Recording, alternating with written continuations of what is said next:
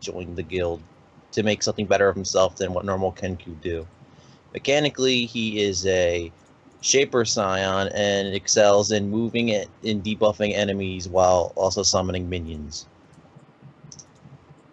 Alright, next. Bingatur is a warden, a mole warden, who is very long and tall. I mean, English. He's very headstrong and is very, what do you call it, dauntless. Doesn't want to back off from a fight, basically. Mechanically, he is a warden, a stormheart, so he'll be sliding people around a lot and trying to do the best to disrupt the enemies. Alright, next. Alright, hi, I'm Xay. I will be playing the character of Astrid. She is a Deva Scion. She looks kind of like her token, pale skin, like really red lips. No real markings for being a Deva. Under this helmet thing that she has on the token, she has like shoulder length-ish blonde curly hair. And so on. Her reason for being in the guild is that her motivation is essentially to explore new places and see places.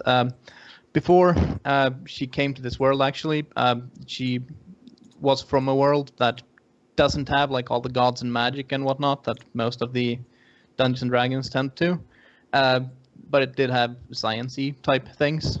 So she eventually managed to scrape together enough money to essentially get on a spaceship to go to different planets. Then shenanigans happened on that spaceship. She met a character. She doesn't quite remember his name, but it wasn't an actual name. It was something along the lines of the healer or something to that effect. Anyway, due to a conspiracy that happened on that place, she sort of essentially took a bullet for him. He tried to bring her back, couldn't quite do it. It didn't really work, so she was sort of released into space, sort of as stardust drifting on the wind, getting to explore places there. Eventually, that drifted to this world, where she sort of was reborn as a Deva for some reason, and came to join the guild because the guild is an excellent place to see new places and learn about new things, about all these crazy gods and magic and whatnot. I'm rambling on and on here. She does have a bit of a quirk. She's horrible with proper names sometimes, so I don't think she's met any of you yet. So she does this little, I don't want to say ritual because that's a game term, but it's sort of like obsessive compulsive people have their rituals. She will sort of grasp the sides of each of her faces and just study them and look you in the eyes and just repeat your name repeatedly. So, for example, she'll touch Marzat's face and just look at him and repeat his name like Marzat, Marzat, Marzat, Marzat. Okay, now you're committed into memory, and I will never forget you. Mechanics-wise, also a Scion, does similar Scion-y things, doesn't have any summons, just moves people around and slides and dazes. And I think I'm done. Alright, and looks like... Draxon. Draxon is he's a hobgoblin artificer. I don't have the detailed backstory that we just heard. No. Basically, he was on Eberron, and he just started playing with things. He didn't like army stuff, so the hobgoblin stuff, but he was a lot into reading and scholarly stuff, and he just started tinkering around, putting things together, and learned how to infuse them with arcane energy, and then he mistakenly opened a portal and went through it and ended up in a basement full of mind flayers. So that's it. That was his introduction to the guild. They kind of saved him, and in his last couple of adventures, he's had some misadventure of dying, even though we called one of his automatons that died and not him. But like I said, mechanically, he's artificer. Basically, I buffed the party up, and I have a couple of basic heals. I just picked up multi-class cleric, initiative of the faith, so I have an extra healing word now. But that's about all. All right. Means you gotta go with the Charity, last but not least. Okay, so Charity was a normal person with a happy life who was dying of the plague, and then was told by some powerful evil ghost guy that, hey, I can save you if you swear eternal fealty to me and such.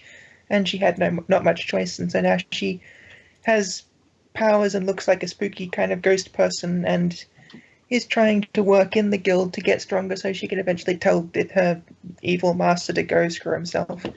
And she likes spiders and rides around in a giant spider called Chloe. And mechanically, she is a mage wizard who avoids doing damage ever if possible, and prefers to just put people to sleep. Gotcha. All right, so you guys are all gathered in the guild hall doing your things as newer adventurers, kind of getting a hang on the overall swing of how things work, how people come in to request missions and that sort of thing. The guild hall is a bustling place with people moving in and out. And you guys can see there is a man that walks in that stands out just a little bit. He's wearing very plain clothes. They look like they are well made, if fairly well worn. He's a little over 6 feet tall, is human, very, very dark black skin, and has kind of very light colored scars that dot his face, arms, and neck. And around his neck is an iron collar that's about a half an inch thick and 2 inches wide. That goes all the way around his neck, and you can see there's little pieces of twine that are tied to it with bangles that have little things on them, like one's a tiger's eye, one's a little rodent's skull. He walks in, and he looks like he's kind of in awe at what's on the inside of the guild hall, looking up at the green dragon's head that hangs up over the from over the hearth, and seems to be kind of walking around, looking at all of the wonders of the guild, and he's looking around trying to find something. Would any of you guys be the type of person that would approach someone coming in and looking like this? They kind of look a little lost. I probably would, even though I'm probably sitting in a corner with a bunch of books in front of me. I've seen these people come in from time to time now that I have some adventures under my belt, and if nobody a little more senior than me is looking towards them, I would approach them, or at least wave them over to my table. So he smiles broadly as someone kind of pays attention to him and notices, and he is going to walk over towards you. And when he starts to talk, it's pretty clear that he doesn't really know the common tongue very well. Thank for notice to help. Need help with thing. Yes, sit down. Take a drink, here. He looks at the drink and kind of asks, and then smiles at you, nods his head, kind of gesturing no, and then he pulls back the chair and sits on the very edge of the chair. And you can tell he's kind of wringing his hands. Can little speak words? Yes. You need help? He nods, and then he changes languages and says a whole bunch of stuff. Can someone please give me what languages you have? Well, actually, everyone, would you let me know what languages you know?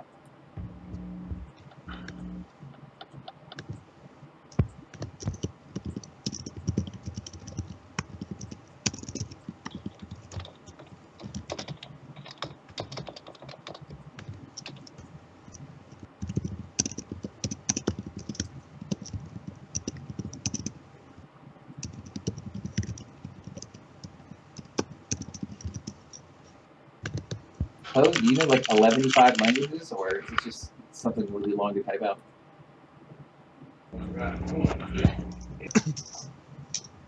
You know 11-5 languages. All right. So for 4 of you, he just spoke a bunch of nonsense. Who's the person that was addressing him? Sorry, I don't know the voices well enough yet. Draxon. So Draxon, when he switches languages, you can note it. You know what he's speaking. Also, you can tell that when he speaks, it's not that he's poorly spoken, it's that he just has almost no ability to speak Common, as he speaks very clearly and eloquently in Draconic. Okay, I answer him back in Draconic. So what he says is, I'm hoping that someone here speaks the Master's tongue, as it is very difficult to communicate otherwise. Do you, by chance, speak? Yes, I speak. I read lots of books. I read lots of books. I've learned some languages. Yes. He sighs and says, excellent. It is so good to see that there are people here that speak the tongue of the masters. I am supposed to be sent here to get help and assistance from the people here. I am led to believe that people in this great house do favors for money, for currency. I do not have any of your simple coin, but I have something else that you might find valuable. He reaches down into his kind of loose farmer's-looking shirt and pulls out a bag that's hanging around his neck. And he opens up the drawstring on the bag very slightly and pulls a couple fingers inside and pulls out a couple of emeralds that are quite small, but they're shining bright in the light of the guild hall. Okay. Can I do it? Well, yeah, they look like they might pay for the price. Yes. I'm not really completely up on what we accept, but yeah, that looks pretty good. So what can we help you with? He announces this. Then I would like to hire a group of your adventurers to go and figure out what is happening with our paths to the mines. We mine these great emeralds for the great masters, and we are unable to go through the jungle in order to get to the mine, as there has been a disturbance of late. There is this voice in the jungle that is causing great problems. We do not know exactly what it is, but we need to get the way to the mines clear so that we are able to go back and serve the wise masters. He kind of pauses for a second and says, by the way, my name is Dakshin. He bows kind of awkwardly in a seated position. Okay, I tell him my name is Draxon, and I kind of try to not emulate his awkward bow, but do a decent half nod from my position. And and I believe I can find some people to help in this kind of quest. He smiles and says, excellent, excellent. I am hoping you will be able to solve this problem, as we are quite worried in the village. So I assume you guys take a minute to kind of round up the 6 guys that are coming? Yeah, I kind of wander around it looks like it's an empty little... None of the big guns are around, so I pick up some of the new guys. I haven't really seen too much. And Charity, because I work with her. Hey, Charity, come here for a sec. Sure. We have a job. Do you know any of these people? Because I don't. Never seen one of them. Okay, well, I guess we're going to have to take a chance on them sometime, huh? Yeah, well, okay. So I go around and gather them up. So Dakshin sort of patiently waits for you guys to get there, and then once everyone's rounded up, he looks towards you, since you are apparently the one that's going to be leading this little band, and says, if you are ready, I believe we can go, but there is something that I think you all might want. He reaches down into a little rucksack that he carried with him and pulls out 2 larger sized bags and places them on the table. As he continues to talk, he recognizes that only a couple of you all speak Draconic. He switches into the common tongue, points to the bags of the table, and says, put in bag things for to not wet get. I ask him, I'm sorry, what did you mean in Draconic? We are going to be traveling some great distance over the waterways, and our method of transportation is not likely to keep any sorts of valuables that you have that you do not want to get wet, dry. So if you have any valuables that you need to be dry, then place them in here. He gestures against the table. Okay, and I relay that to the party. Yeah. So basically, anything you don't want to get wet, put in the bag, because we're going to be traveling by water. Ugh, this dress takes hours to dry.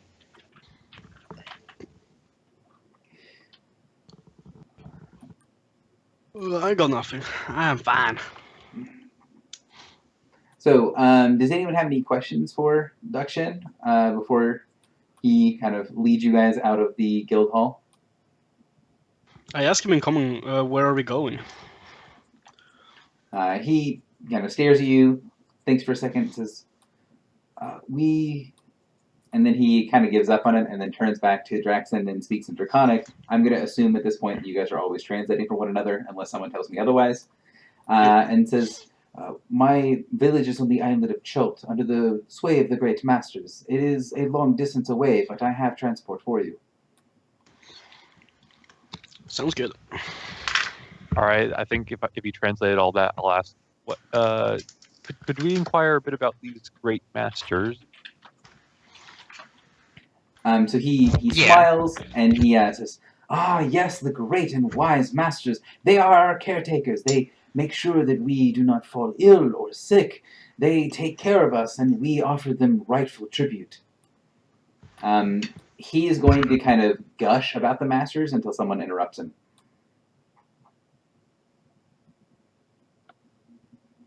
Oh no, I definitely interrupt them. Like, yeah, I understand exactly about masters and stuff like that. So, yeah, let's just get on this journey. And do we get a chance to meet your masters too? He frowns and shakes his head. "I hopefully no. The wise masters are not scheduled to visit our village for a couple of weeks yet. We are hoping that the way to the mines will be cleared much before that, so that we can gather our proper tribute for the wise masters."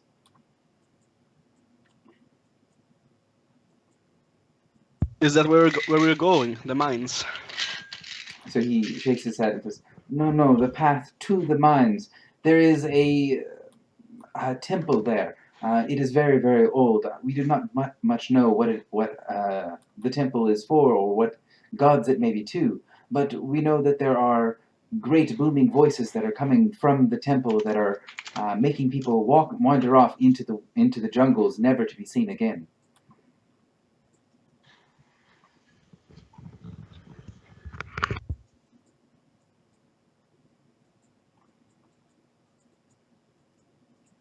Does anyone have other questions for Dakshin?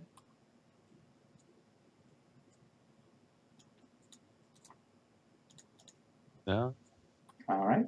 So Dakshin, once you guys kind of talk for a little bit, he'll show you the handful of emeralds. You can tell that the emeralds are quite valuable, although they are very small. They are very good quality. And he will kind of tuck it back away and put it underneath his, in that little cord that hangs around his neck. He gestures for you guys to go outside, and he walks away from the guild hall towards the stream that goes through, a small river that goes through the middle of the village where the guild is in, and in the reeds near the waterway just outside of town.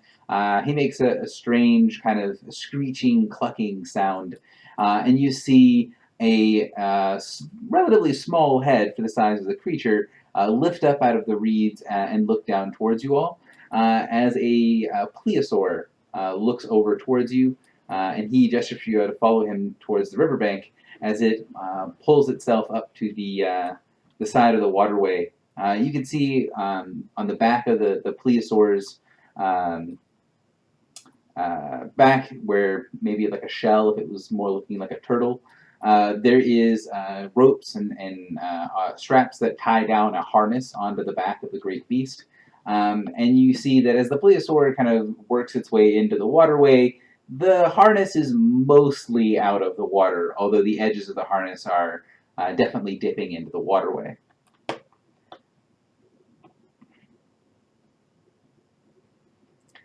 He will kind of say a lot of words that sound like they are kind of draconic, but they're more like nonsense words. Kind of take the say the draconic equivalent of baby talk. Yeah, I was gonna say like talking to your little puppy or your horse, but in Draconic. Right. good plesiosaur? Who's a good plesiosaur? And he kind of gets the plesiosaur to put up one of its fins on the side of the bank for you guys to all gather on top of the creature. Does anyone have any apprehension about getting onto the back of the plesiosaur and heading off? Does my spider fit? For the purposes of things making sense in the narrative, I'm going to say that the spider does come along, but it would be very awkward for the spider to fit in the back. Okay.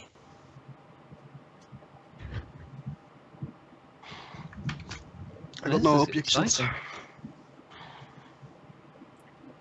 So, once you guys all get gathered on the back of the creature, he will head off.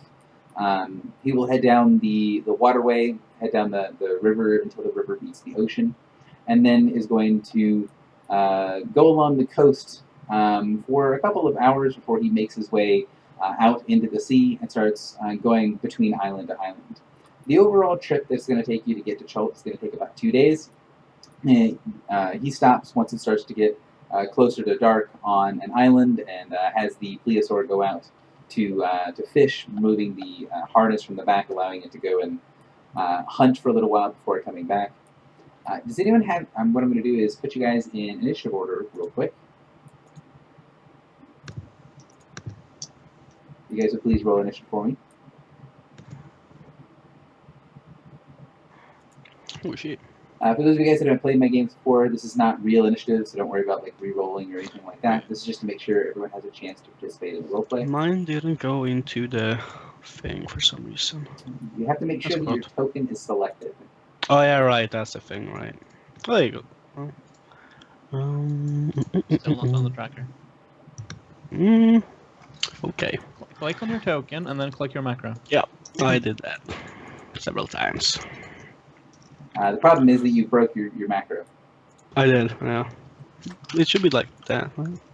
Yeah, There you go. exactly. I just Let's fixed fix it. So click it again. Thank you. Here you go. There you go.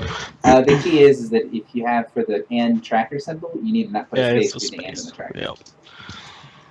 I think I fucked that up.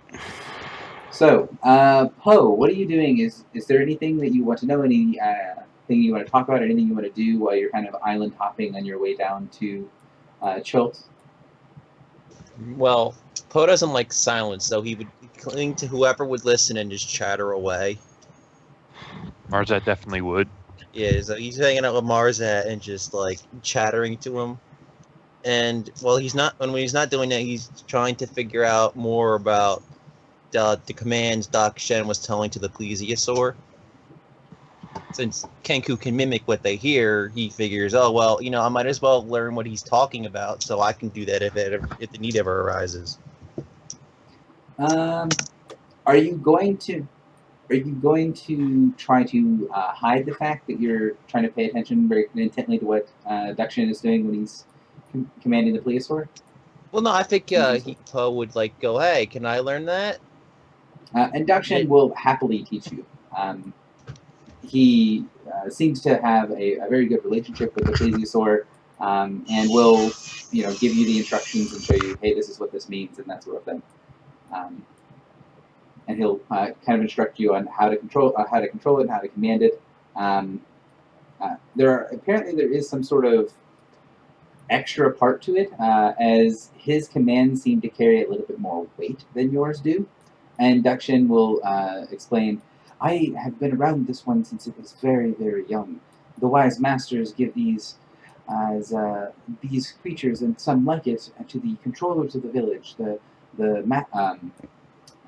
village leaders, so that they are able to do more complicated tasks in service to the masters. So basically, this was given to him when it was very young, and so it obeys him more than it will obey you. But as long as Dakshin is around and doesn't seem to be giving counter commands, it does not have a problem obeying the commands that Dakshin teaches you. Nice. Vin Gator, I think is how you say your name. Atur. Yeah. I'm basically just making promises to Cord, my god, that I will do well in combat and will make him proud, basically. Okay. So not just kind of going along with the journey, not worrying about it too much? Yeah, basically. Cool. Jackson, anything you're doing on the journey?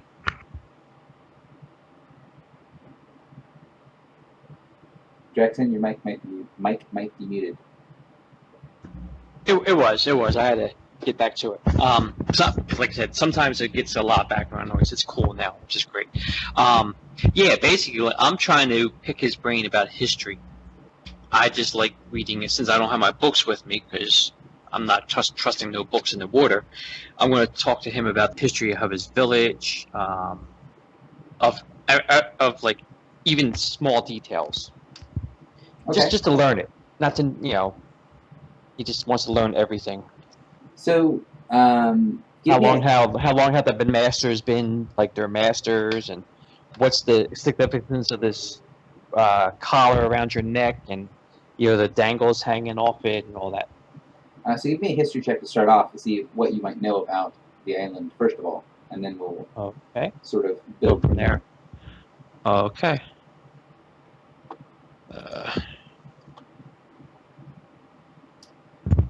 So that is quite good check for history. You know that the island of Chult is a quote-unquote primordial paradise. So there are behemoths, otherwise known as dinosaurs, that roam the island fairly freely. There are lots of settlements and things on the island, but they almost exclusively are on the coasts. And the 31 in history will get you that there have been many iterations of the civilization, although about 150 years ago, the civilization had a major cataclysm. But there are Yuan Ti civilizations that are on the island. Mm-hmm. For those of you guys that are not as familiar with that being Yes. said. Okay. And the Yuan Ti civilization has gone through rises and falls in the way that he talks about the wise masters. You're pretty certain that the wise masters are Yuan Ti. They are well known for being slavers and for keeping multiple generations of people under the same rule. And when he talks about people that give, the wise masters that he gives tribute to, that's likely something that the Yuan Ti are using them to either go to the mines to get these emeralds and to get other things from them for their own means. You also can tell, and not only from the way that he talks, but from a little bit of the things that you know, that from his perspective, the masters are immortal, all powerful, all wise, all knowing. They've been the caretakers for the people of Chult since the beginning of time, and all of this sort of stuff. He's a pretty unreliable source for information about the wise masters. And you'll be able to tell that after talking for a while that the collar that he wears is likely has some sort of magic to it. Although you can kind of tell from the way that he kind of reacts if you ask too many questions about the collar that he would be a little bit uncomfortable about people inspecting it too closely. And the little bangles and little things that he has tied to it are probably signs that he is a village elder, a village leader. That he has some sort of position of authority among the other people that are under the rule of the Yuan Ti. Oh, okay. Did you have any other specific questions? No, I'm just like, since I pretty much know a lot about it, I just talk to him about history and just like, I want to gauge, well, nothing game-wise, I guess. I'm just trying to just talk to him about his history and, just keep him engaged. Yeah. And, because I know that whatever he's going to tell me is, his perspective and not really what's going on. And he will also talk about how the wise masters are also give refuge to creatures that are lost. And he will talk about how there is an elf named Kale who is a member of his village and sort of an example of the graciousness of the wise masters, because he was lost and alone and afraid, and the wise masters took him in and gave his life purpose. So Charity, you are up next. So Charity's kind of actively disengaging from this, particularly from Dakshin, especially whenever he mentions these wise masters. She does her best to look disdainful and sickened in a kind of plausibly deniable way. She's really uncomfortable with him and tries to avoid talking to him if possible. All right then. Marzat. Are there any particular issues that arise while we're sailing along? No, I mean it's a fairly uneventful trip. I mean, you're on the back of a plesiosaur and you're hopping through islands in the middle of the ocean, which is eventful in its own right. But this area is a relatively safe place. You see ships that frequent along the coast, going up and down. it's not going to be a very hazardous trip. And other than the kind of talking back and forth with Dakshin and the traveling on the plesiosaur, it's relatively boring. Well, I guess I'll ask him one question. I'll ask him if all the people on his island, all the people in his village, all speak the same language and none others. So he will say that he'll speak in Draconic almost exclusively, and will say, "Yes, everyone in the village speaks the master's tongue. I am one of the only ones that speaks the language of the outsiders, and I am not as versed in as I could be. Two of the others that are in my village speak other languages, but they have them as memories of the times before the wise masters brought them in and gave them refuge and safe haven." And we'll basically say that there is a dwarf in the village that speaks Dwarven, and there is an elf in the village that speaks several languages, among them Elven. I'll tell him he's done well to come so far with such a setback as not knowing the common tongue very well. So he smiles, and you can tell that the amount of the common tongue that he knows, he treats with a considerable amount of pride.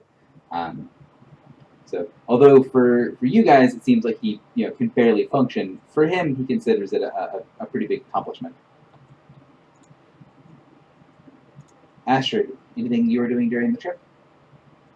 Yeah, sort of. You said we were sort of island hopping, because I'm assuming that it's a multiple day trip, so I assume we camp on like the beach, and the plesiosaur needs rest occasionally, so we're actually like stopping at some islands along Correct. the way.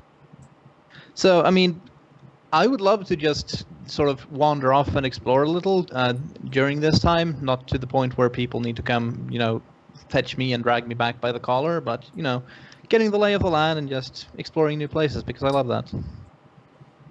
So as you kind of wander off, sometimes when they have a little bit of time where you're on an island, most of the islands that they pick are very, very small.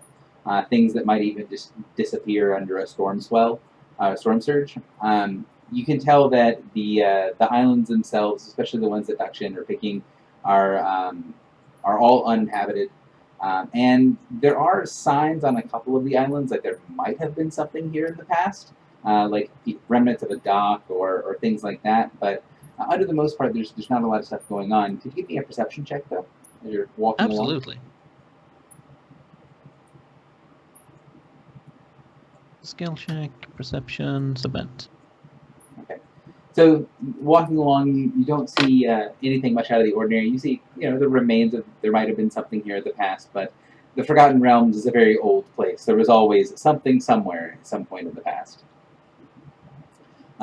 You guys continue the island hopping, and you guys on the third day see an island come into view. So I'm going to show you guys this map. Any of the handouts that I showed you guys, if you close it or if you want to see it again, you want to look at it again, you can go to your journal section, and then under the sub-tab of Gary's Adventures, you will see Chult. You'll see the island map there. You guys are coming from the coast of Kalanchan, and as the plesiosaur continues across the ocean, you see the ruins of an enormous city. If you think of kind of ancient Rome, that's what this looks like. A city that looks like it was at one point a sprawling metropolis of stone buildings and stone constructions with many fallen statues and things like that littered throughout the ruins. It's where the ruins of Mesro are on the map. You can also see a broad causeway that extends out with several docks, or the remains of several piers of docks coming off of it. And you can see, as you guys get a little bit closer, Dakshin makes a kind of a symbol that looks a little bit like a sort of a religious symbol towards the ruins, and then has the plesiosaur go around the peninsula that sticks out, making his way down along the southern coast. And after about 2 hours of traveling along the coast, you start to come into sign of villages. If you go straight down from the letter U on ruins to the opposite side, kind of the southern edge of that peninsula that juts out, you will see there is there's a little kind of darker spot on that little coast, and that's where he's going to be eventually going to. As he goes along, you see people come out from very small villages, less than 100 people in each one of these villages, and they come out to the edge of the waterway and wave to Dakshin as he calls out things to them back and forth. Simple things like greetings, how are people doing, that sort of stuff. Praises to the wise masters are used as both a greeting and as a way to say farewell. Dakshin is apparently fairly well known among all of these little villages along the borders. Along the coast. Once you get to the little spot that's directly south of the first R in ruins of Mesro, you see a slightly larger village, might have a total of 100 people come into view. This was the first one that you see that actually has a proper dock with a single canoe that's docked just underneath the wooden planks. And as he starts to get closer, the people that come out to call to him, he calls back to set up the feast and get things ready for visitors, for outsiders.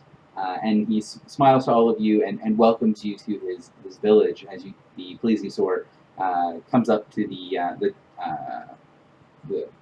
beach right next to the dock and allows you guys to disembark. Who did we lose? We lost Tom. You back, Tom?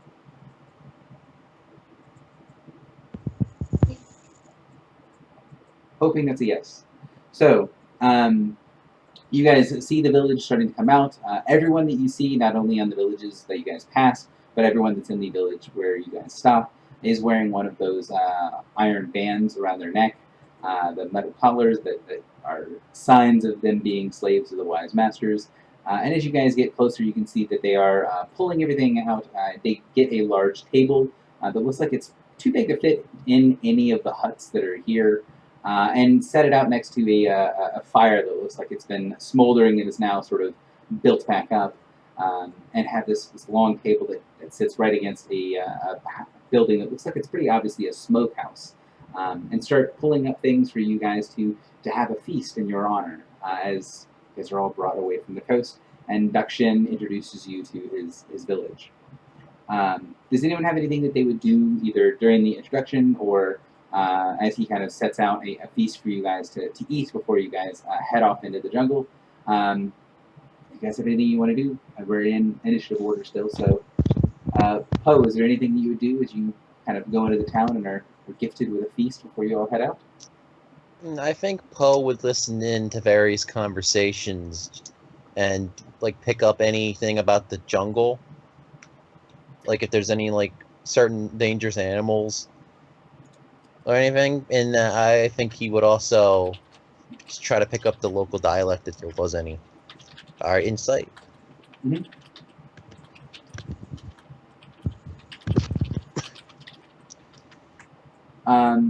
So you can tell. Well, one thing that's immediately obvious is that really Dakshin is the only person that talks in the village. People do say minor things like, lift here, do this, instructions to kind of get things moving. But once the kind of feast gets started, once people start doing things, nobody really talks.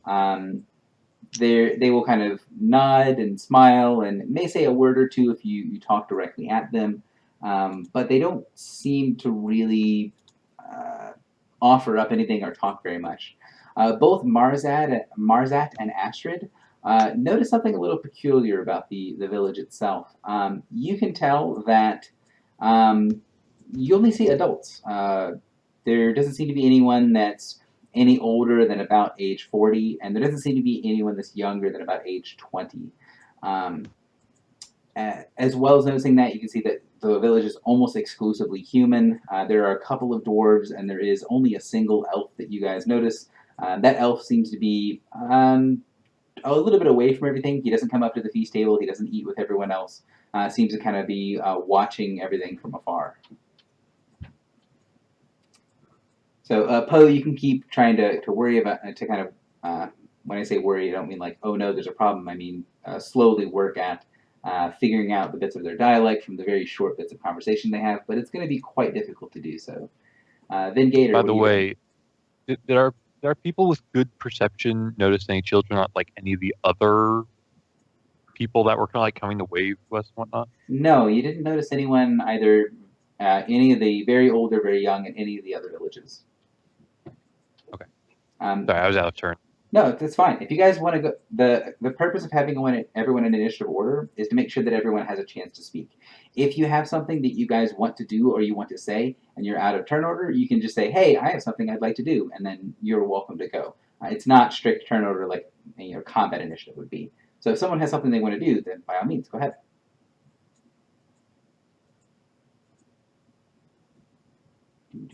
If not, then what are you doing during the feast, then, Gator? I'm striking up a conversation with the dwarves in Dwarven. Um, Trying to ask them how they have been here. Talking to a couple of the dwarves in Dwarven, two of them look at you just with completely blank expressions, and you can tell they don't know the language at all. And one of them talks back to you in Dwarven with about the level of understanding Common. the language that Dakshin had for common. He really starts and stops and apologizes. He's not spoken the language in a very long time. Okay, that's interesting. Other than that, he's just gonna eat and drink as much as he can. Cool. They have set out a range of mostly fruits more than anything else, but also plates full of dark smoked meat. Draxon, what are you doing during the feast? Well, actually, I'm going to try to strike up a conversation with the elf guy in Elven. Okay. So what do you want to say to him? I said, I heard. How did you come to be here? I heard you were lost, and the masters saved you. So he kind of stares you down for a second, and then after a moment he pauses, and starts to speak. When he talks, he doesn't. It's not like the others where they have very little mastery of the language. His accent in Elven is just really weird. He does seem to have a very good understanding of the language. It's just the way that he speaks Elven is a little off-putting almost. And he says, "I was very far from home, yes, but I would not say necessarily that I was lost. The wise masters, as these ones call them, have a certain hold over these people, and it is." He kind of shrugs. You can see he kind of adjusts his little metal collar a little bit. I nod at him, yes, like in the understanding thing. Yes, I know. It is something that chafes a little bit, but it offers its own sense of protection. You people should be gone soon. Like gone from the island soon before the masters get here. He nods once. Yes, he is wearing a collar. Okay. Excuse me. I asked him about these voices that they're hearing in the jungle that stops them from working, and if he has any, not knowledge of it, but kind of hunches about what it could be. So when I say age ranges, I don't actually mean I don't mean exact years. I mean like the age of the people. So yeah. So no kids and no old people. Right. Yeah, So, okay. Got it. Equivalent in elf years, he would be significantly older in years, but as far as age range of they're an adult. He says, all I know is that it is causing me a little bit of problems gathering what herbs I need to gather to send off in the tribute canoe. I don't know much about it. I've avoided that area of the jungle, but the peoples here are very worried as it is causing problems getting into the mines. I can only say that there's some sort of fell magics, and the language is awkward, to say the least. Okay. He'll basically just say that he doesn't know much about it. Tribute? Okay. I asked him, is the tribute canoe your service as they go to the mines? You get the herbs, and it all goes to the masters. He nods. Okay. All right. That's all I need to know. Okay. Charity. Yeah, I guess before you actually reach the feast, Charity would get everyone else together and say, "Are you actually going to do this? When a super creepy cult offers you food, you don't eat it, not unless you want to wake up as a sacrifice to their wise masters."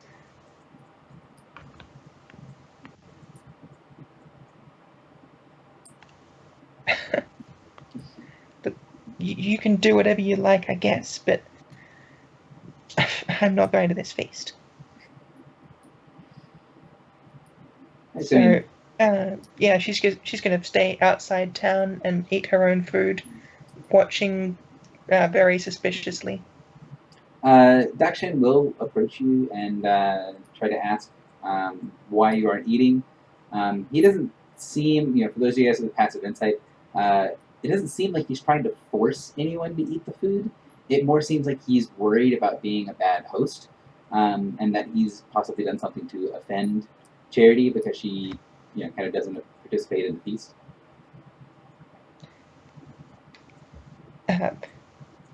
She'll wave her own food around and say, "Lots of food already. Don't need yours."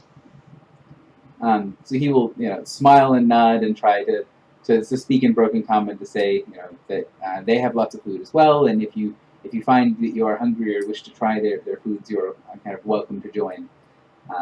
And then he'll go back to the village and spend some more time at the feast table talking to people that are I guess more participating in the village. Although he will occasionally glance over towards Charity. And you can tell that he's trying to think of what words might be able to convince you to kind of come in and join everyone. Marzat, what are you doing during all this? Is any of the villagers, are any of them like taking part in the feast? Are they Yes, sitting everyone's down and having eating. some? Mhm. Everyone's eating. All right. Then I will go ahead and make some food, whatever looks edible, and I will gesture to Dakshin to come and sit for a little while, just so we can. I mean, even if we can't really speak to each other, we can still try and learn a bit about each other. And he will be happy for the opportunity to practice speaking in common. And if anything is important that really needs to be said, he will switch to Draconic to speak to one of the two people in the party that knows Draconic to kind of translate so he can go back to talking. Although I think one of them was one of them Charity? No. No, I No. don't think so. I think it was Poe. Draxon and Draxon. Poe, and Astrid It's speaks Draxon and Supernal as Poe. immortal, so I basically understand everything. So, I'll try to ask him what the names of some of the foods that I'm eating, what they're called in Draconic. and he'll talk about the names of the fruit. This is a mango. This is a dragon fruit. Basically, a lot of the things that you would expect to see in a very tropical kind of jungle climate. And he'll explain kind of all the different things on the table. We'll talk about having meat from a fallen behemoth, and things of that nature. He's enjoys basically. You can tell easily that he enjoys the role of being host. So Astrid, what are you doing during this? All right. Well, I am also enjoying the feast, as it were.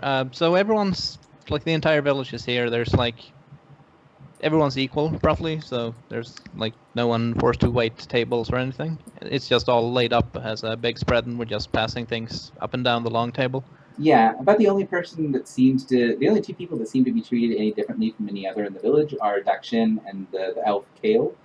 Kale kind of stays apart from everyone else. He doesn't really participate in eating any of the food or anything like that. He just seems to be kind of watching everything that's going on.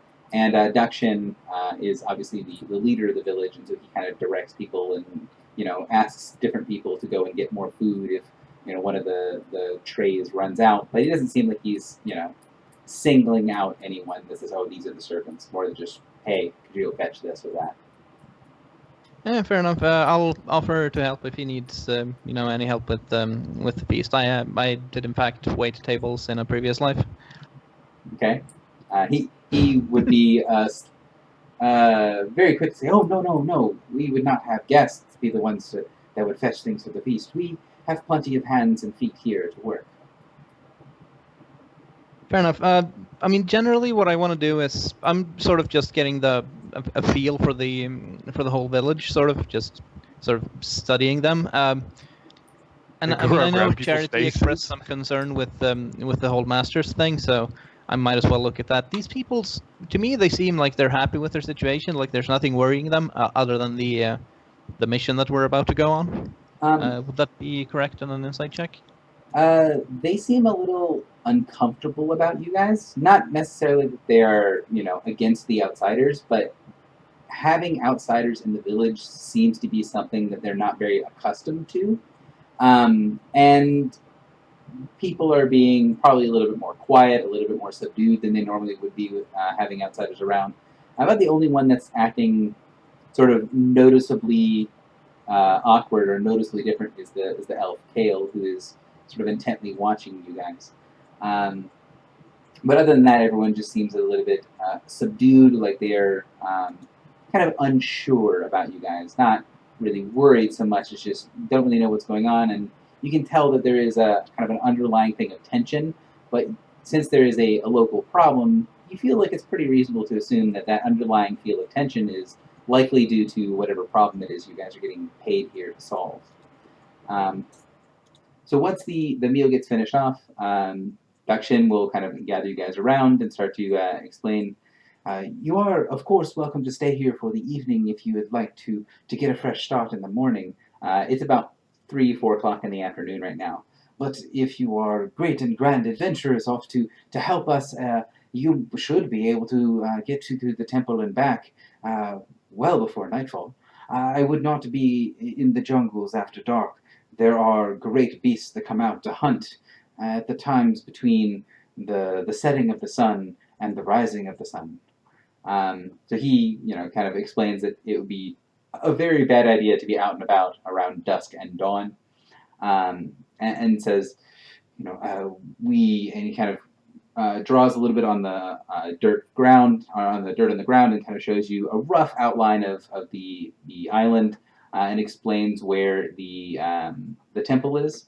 It says that our mines are in the peaks of flame to the south and west of here, but the jungle pass that we would normally take to get there, that would be protected from most of the great creatures that hunt and prowl in the jungles, would lead us through here. And he kind of gestures towards a line that's going more to the west than to the south. It's a bit of a circuitous route to get down to the peaks, and says, but there is this great voice calling people into the darkness that a lot of our people have not returned, and those that have returned have been different a little bit.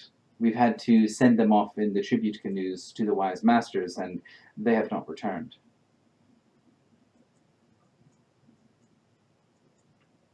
So he kind of gestures where you guys need to go. If you guys have the map open, it's a little bit south of the T in the word Chult.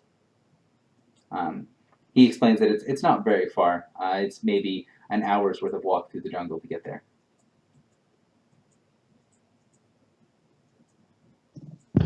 And okay, so you're saying we should? It's 4 near. Well, not time wise, but you're saying it's later in the afternoon It's already. Between 3 and 4 in the afternoon. He says it's about an hour to get there, about an hour back. So if you left and got back, if you wanted to get back here before nightfall, you'd have a few hours, 2-3 hours there to be able to do stuff if you wanted to go today rather than going tomorrow. Okay. That's what I was trying to get at. Thank you. Yes. So, first major decision for the group. It sounds like people do not have any more questions.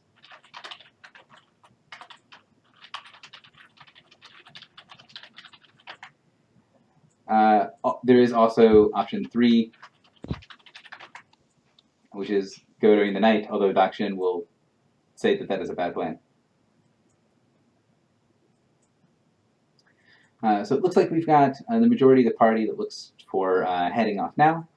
So Dakshin will smile and nod to you guys and wish you the best of luck as he kind of gets everything put back away. They move that giant table up to the side of the smoking house and have you guys head off into the jungle. So the trip into the jungle, what I want to get from you guys is he has given you some rough estimations of where the problem is, and has told you kind of that there is some sort of temple or something like that, but you don't really have a great idea of where you all are going.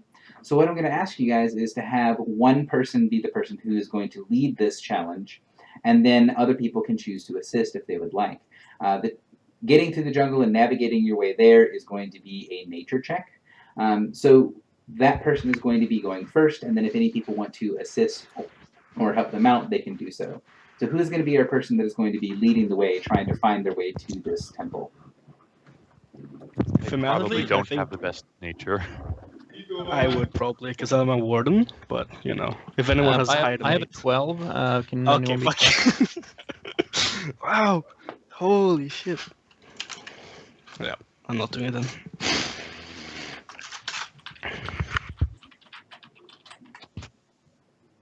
Your 12 seems like the best Yeah, we have. guess it's Astrid. Yeah, I'll be happy to find the hidden paths. Okay. So in my skill challenges or things where I ask for skill checks, there will be times when I say, hey, this is the default, like this. Nature is the default choice here.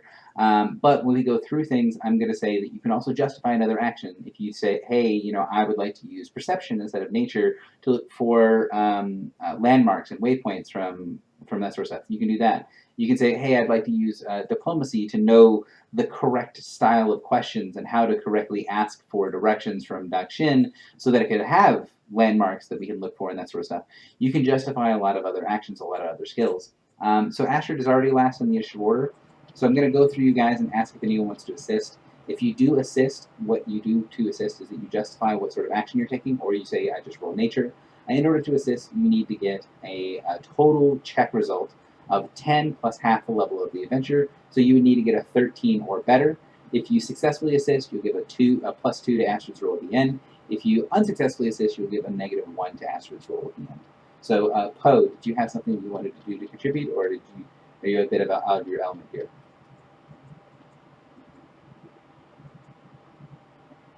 And you are not required to assist if you do not want to be fair.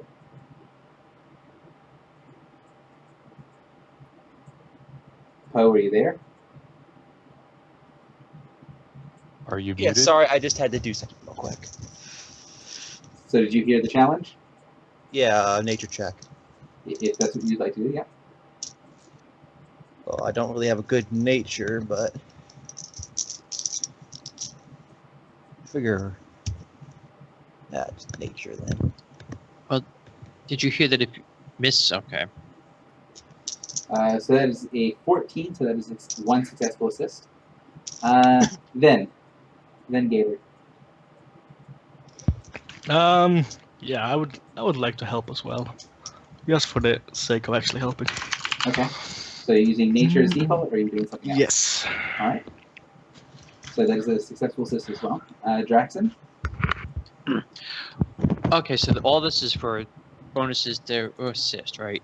Yes, you're trying to assist Astrid in Yeah. finding your way through the Okay. jungle to figure out where this threat is. Well, I'm going to try to remember all the books, all that history I know about Chult. I'm just trying to see if I remember looking at maps and detailed maps of this area in any of the books I might have been reading about Chult and understand and still remember. So I would like to use history if you let me. Sounds good. Yeah, well, I pretty much automatically make that. Yep. So he talked about that there was some sort of temple or something, and you know that there were a lot of temple structures on Chult, many of them that were in the interior of the island itself, and so you kind of direct towards where you think a temple might be, a place that shows prominence, like up on a hill or something like that, and you're able to see that there's a kind of low valleys leading away from where you're going. They probably wouldn't put the temples at the bottom of the valleys. Charity. Okay. I'll try just defaulting with nature. Okay. Come on, lucky roll. Roll 20 for easy every time. Oh, cool. There you go. Yeah, you're able to find your way. The spider, your spider seems quite at home in the jungle right now. Marzad. Could I perhaps detect any either helpful or harmful flora/fauna with a heal check, avoiding the poison ivy and whatnot? Sure. Yeah, if you want to try to avoid any sort of poison ivy or things like that, yeah, you could do something for heal, for knowledge of what is going to cause really bad things to happen to you all. That'd be fine. Righto. All right, so you guys are at, so Astrid, you're going to make the check with a total of +8. Looks like 1, 2, 3, 4, 5. No, total +10 to see if you can find this place. Wouldn't that be a total of +22 with her regular score? Well, I don't know what a regular score is, but yeah. Yeah, Well, I don't have bonus of a +10. conditional prompt in this, so just add the conditional to the end. What a slacker. Looks like I needed that.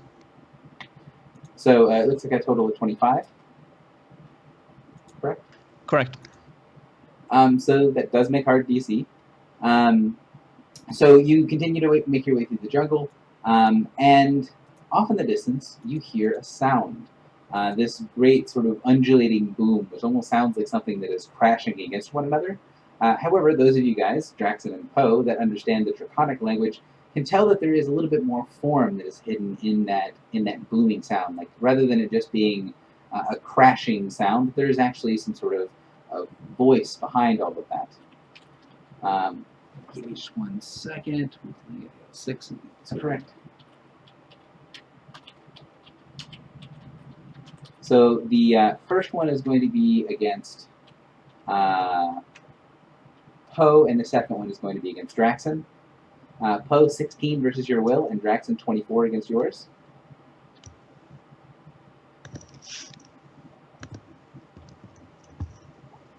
So Poe, you can hear kind of off in the distance there is this thing. It sounds a lot like it's Draconic, and everyone noticed that Draxon sort of steps away from the way the group is traveling and just wanders off into the jungle. He's starting to move quite quickly, and he's moving in a straight line rather than kind of walking around the path, avoiding the poison ivy and the things that Marzat pointed out as things that you don't want to walk through. He seems to be not really responding to anyone if you try to yell at him. I'll try to chase after him and hold him down, basically, or hold him. Okay. Grab him. Give me an athletics or acrobatics check against Draxon's reflex. Yes.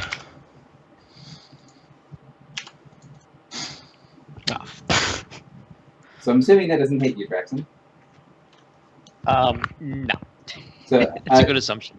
Draxon, you feel this incredible pull as this voice is calling out to you to come, to go off into the jungle, and you obey it and carry on. Is anyone else going to try to stop Draxon as he's, moving along into the woods and nimbly avoiding Vingators trying to stop him from running away? Yeah, can I use hypnotism to mind control him right back and bring him back to us? Sure. Go ahead and give me an attack roll with hypnotism. Okay. Oof. Oh no. You just I missed. tried my You hardest. just missed. You just missed. Is it the first round of combat for superior reflexes? Combat advantage for him clearly being dazed or something. Combat advantage would be fine. Would that be enough? Yes, it would. Okay. So when you feel your kind of hypnotism pass over him, you sense this incredibly strong, not very, not like a dominate so much as it is a compulsion that is laid upon him. Like there's almost like a kind of feeling of OCD, like something you have to do that will really bother you if you don't do. That sort of breaks when you put more proper mind control on him and pull him back from the edge. Draxon, you snap out of it, but you can still hear pretty clearly in the distance the voice of that thunderous, booming Draconic calling to you. You can also recognize it now as a chanting, as there might be some sort of ritual that's happening deep in the jungle. Alright. So I kind of shake my head and like, whew, wow. I don't know what that was, but I can see what the problem could be with these people if they hear this all the time. And they wouldn't want to be anywhere close to this. So we think it's a ritual. So the Draconic voices that you can hear are in very stylized. So it's not making sentences. It's not like someone talking. It's someone who's using Draconic words, but the words are done in such a way that it sounds more like a ritual than it does sound like someone speaking or talking or yelling. And the voice is extraordinarily loud. And it also is sort of distorted slightly. All right, so I was going to say, I was going to see if I can like clog my ears with something so I don't hear it again and go running off into the wilderness. Okay. But let them, obviously let everybody know. Just point at me or something, because I don't want to hear this and do that. Okay.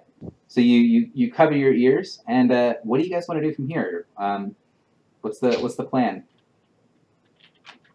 Well, is that sound coming sort of from the direction of where we were heading in the first place? Yeah, it is. You feel pretty confident that sound is roughly in the area that you guys were heading to.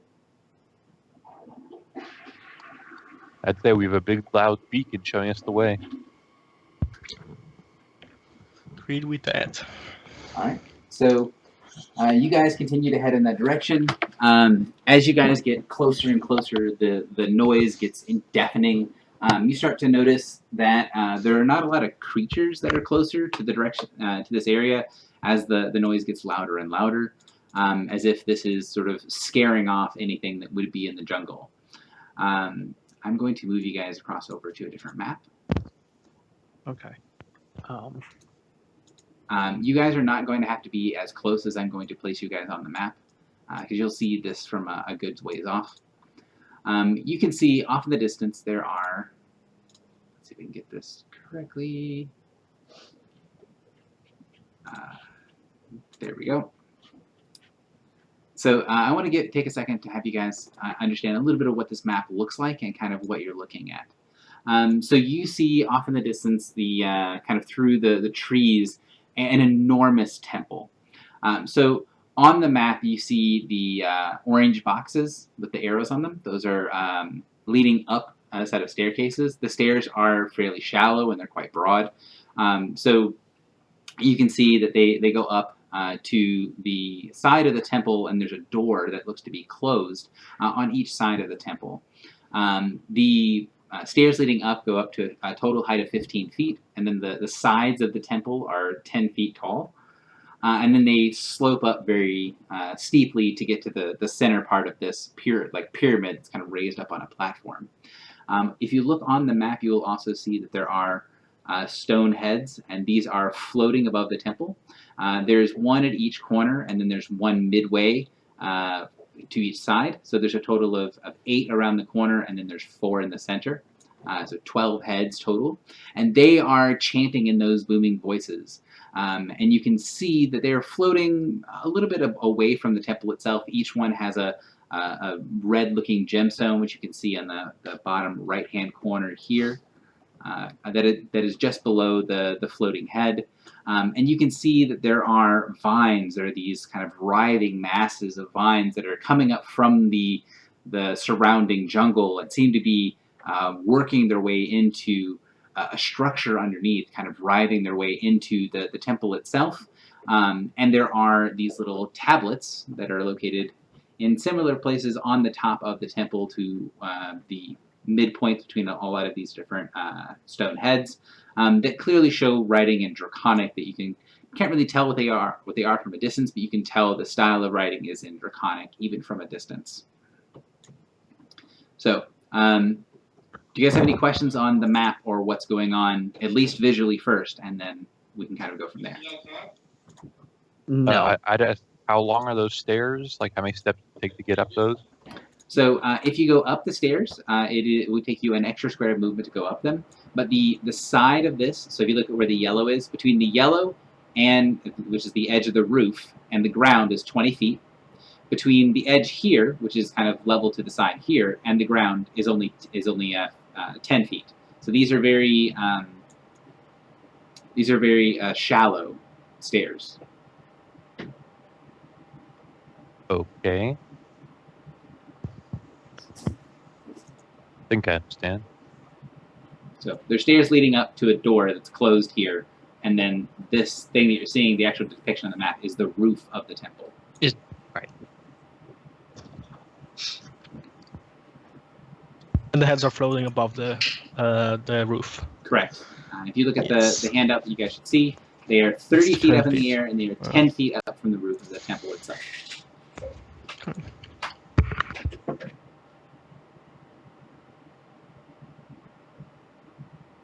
So, I'm going to put you guys back in initiative order since I moved you guys map. If you guys will toss me initiative checks again. Okay. Well, before this begins, I should have told.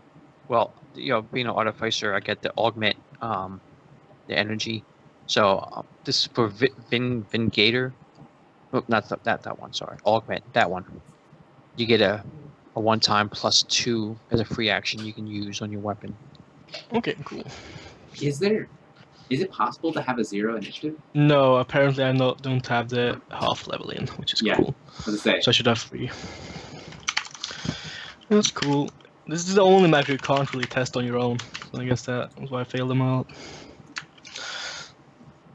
Alright, so you can adjust yourself to being initiative 2. Oh, hello, giant spider. There's a spider on my Goodbye, giant monitor. spider. You need to be off of my monitor. Thank you. But you mean like a real one? Yeah, like a real spider, not Chloe. That's Chloe's kin. So as you I guys cast approach, summon bigger spider.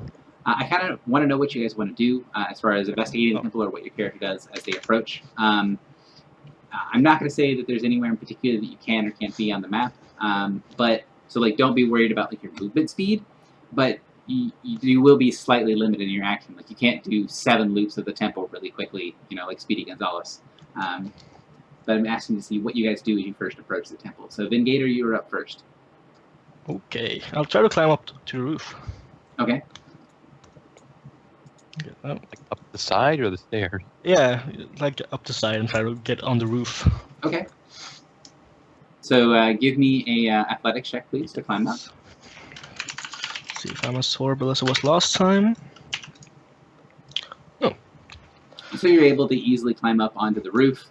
The sound of the voices is pretty deafening, especially when you are this close to them. And on top of the roof, you can see that kind of hidden underneath it, there is the structure underneath that is completely covered by the vines. If you look on the map, it's kind of this white-colored stone. Looks like marble almost. But it's very difficult to sort of see underneath all of the vines that seem to be moving on top of each other and also pressing downward into the temple. Okay. Then, if I have more actions, I would like to extend a rope down so anyone else can climb up if they want. Right, sounds like a plan. There's your rope. Hey. Poe. All right, I'm gonna walk up under one of the stone heads and attempt to reach out my mind to get a feel of what's going on with one of them. Okay. I guess I'll just roll an Arcana check. Sure. So 25 Arcana, I think, is hard DC on. Oh no, it's a little bit more than hard DC. You can tell that the thing that's above your head is being used as a ritual focus, and that there is not a person anywhere vaguely close by that's controlling it. Seems to be a focus of something that is being drawn from elsewhere, and it's directed inward, so it's being directed towards the structure. And you can see that there's all kinds of small creatures like bugs and lizards and that sort of thing that are being drawn to the edge and seem to be attacking in the temple and that sort of stuff. This definitely seems like something that is a offensive ritual to break down or to destroy a building. There looks like it's trying to collapse the structure. So, Charity, what are you doing?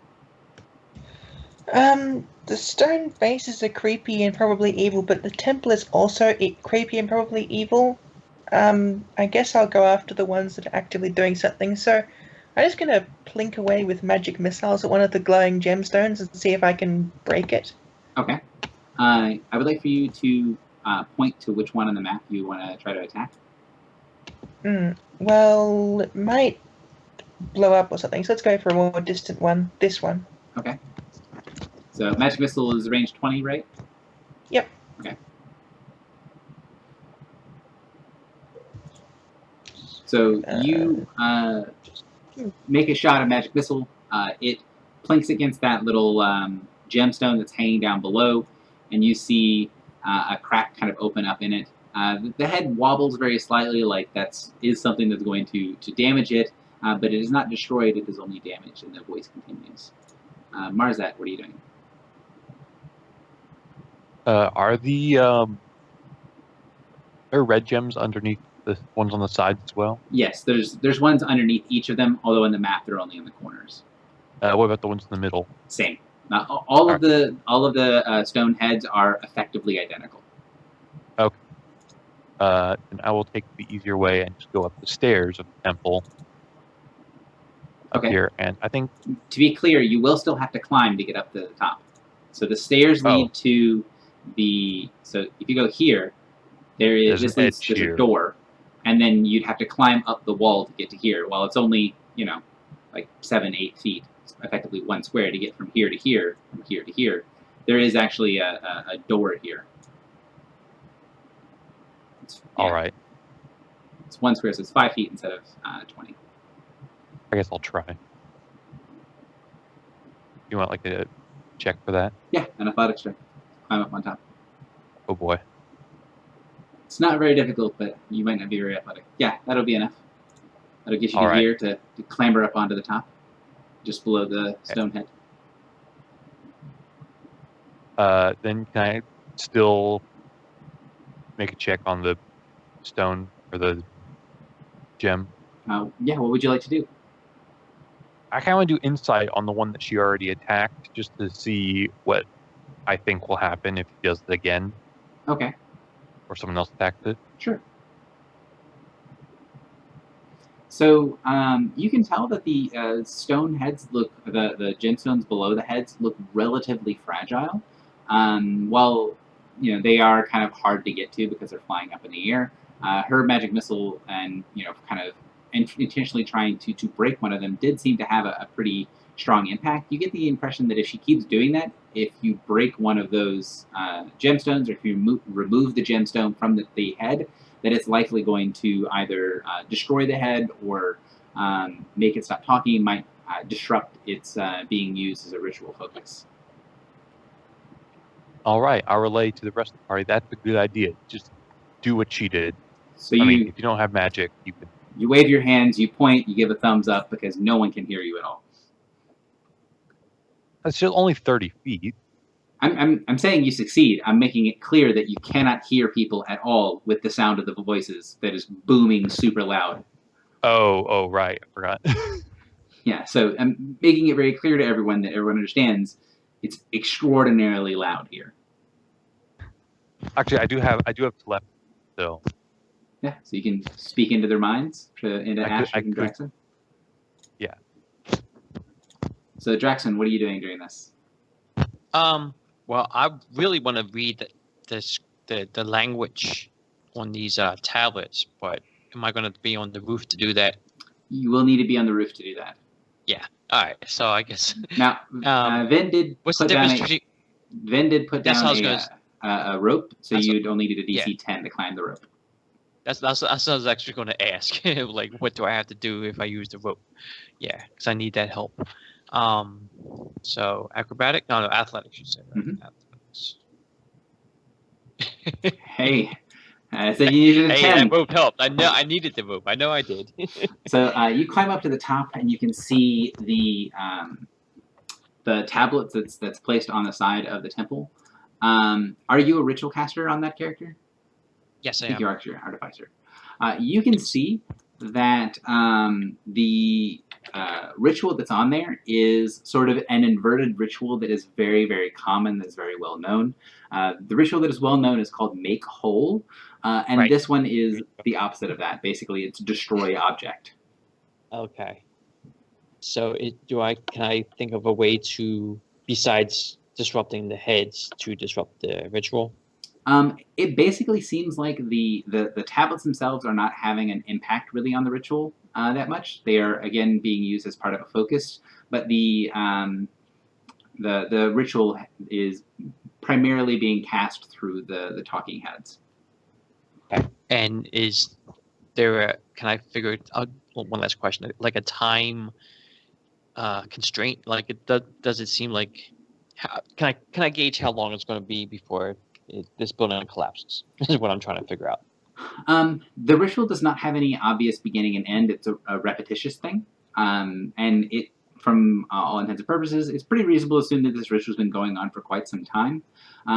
The piece of information that you would need in order for that to be something you could figure out would be you'd need to know what the structure underneath looks like and kind of what the structure underneath is made out of. So you would need a kind of to be able to see it or to be able to examine it or that sort of thing. That effectively you're going to need a little bit more time to have that answer. So you won't be able to do that this round, but if you find out later, maybe a engineering check or something to figure out the pieces of stone that you can see, maybe what the structure underneath might look like to see about how much longer it's going to be able to hold up. Okay, or inside maybe. Mhm. Okay. Or Thank you could the doors from where you guys are sitting. This door is sealed. You can see that there's a steady stream of insects and small creatures that are coming up that seem to be going in this door over here, which is not quite sealed. Okay. Astrid, what are you doing during all this?